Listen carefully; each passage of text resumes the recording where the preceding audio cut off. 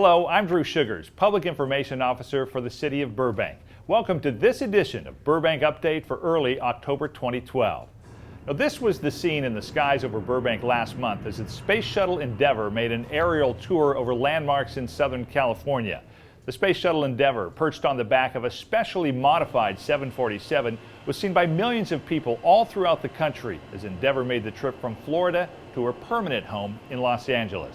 Now, all over Burbank, people, including students in school, sat on lawns waiting for Endeavour, while other folks headed for high spots in the city to get a better view. But yeah, it's just incredible. It's huge and it's breathtaking that something like that, that we honestly, we take something like that for granted, that we send that up, into space.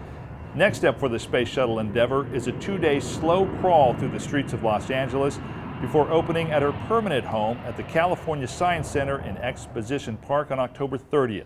For more information and to get tickets, you can visit californiasciencecenter.org. Now, for the rest of us who drive the more conventional automobile, we've got some good news. Caltrans has reopened the southbound I-5 on-ramp at North Hollywood Way. The on-ramp has been closed for more than a year while road crews build new carpool lanes on the 5.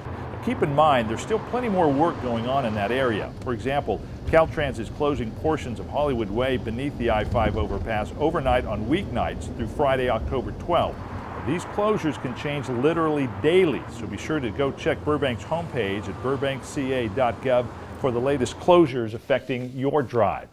Caltrans has several projects lined up over the next few years that will have major impacts on traffic in Burbank. One of those projects will create a direct link for North San Fernando Boulevard to the Empire Center.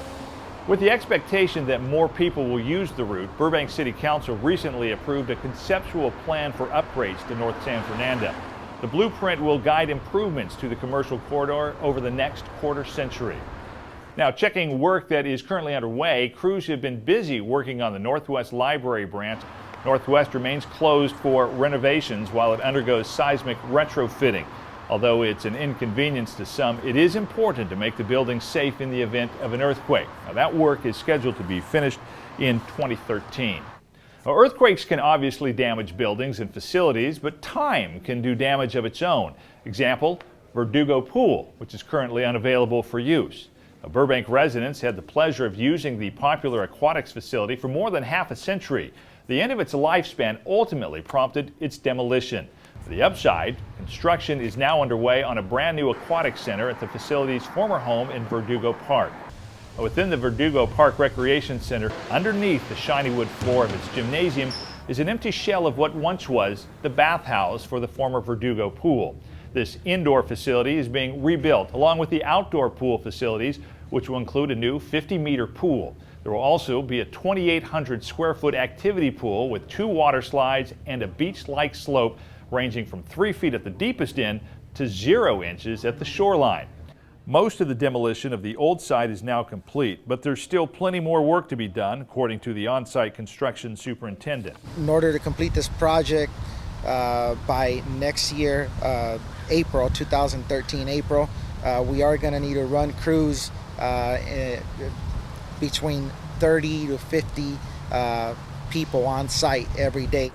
As of right now, construction is right on schedule, and the Verdugo Pool should be open for business before the 2013 summer season.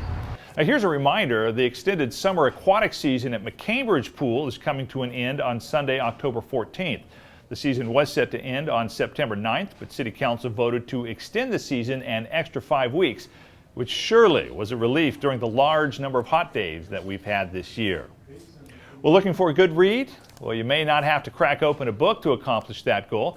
That's because the Burbank Public Library now has more than 1,200 titles available as eBooks. The new electronic book system is currently compatible with all Microsoft, Apple, and Android devices, as well as Kindle Fire and Ultrabooks. If you're a Nook user, the system should work for you in the near future. And get this, with your library card, the eBooks are completely free.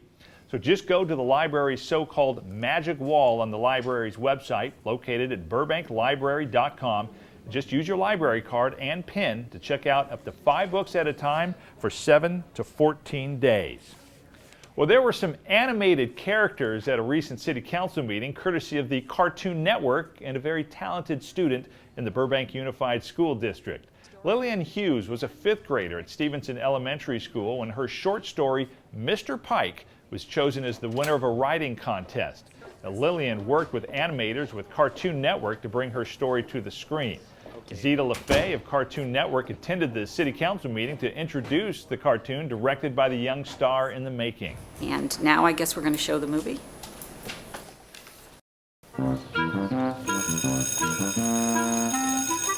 I was sitting down at my desk at school when I noticed the teacher's desk was empty. It wasn't long before a dragon burst into the room and scrambled over to the desk.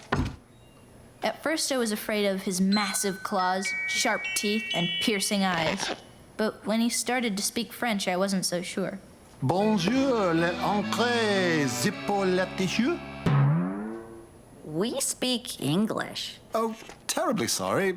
Now, LaFay says the collaboration with the Burbank Unified School District was so successful they're conducting a similar contest at Jordan Middle School. Well, finally, if you're looking for something to do and don't mind getting scared, check out the Haunted Halloween Tour Friday and Saturday night, October 19th and 20th. The Burbank Park Recreation and Community Services Department is sponsoring this spooky tour at the Starlight Bowl. A warning, no children under 6 allowed, and children under 12 must be accompanied by an adult. It's just that scary. Price is $5 a person. Well, that's it for this edition of Burbank Update. We'll see you next time.